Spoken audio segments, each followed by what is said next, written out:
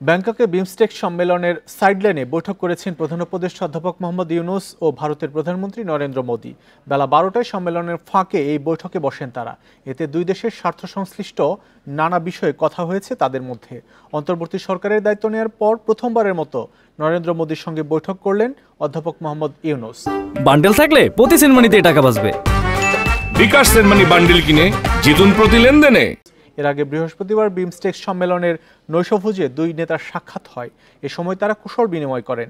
ছাত্র জনতার গণ অভ্যুত্থানে ৫ আগস্ট আওয়ামী লীগ সরকারের পতনের পর ৮ আগস্ট অধ্যাপক ইউনূসের নেতৃত্বে গঠিত হয় অন্তর্বর্তী সরকার। এরপর থেকেই দিল্লির সঙ্গে আস্থা ও বোঝাপড়া পুনরুদ্ধারে আগ্রহ দেখাচ্ছিল ঢাকা।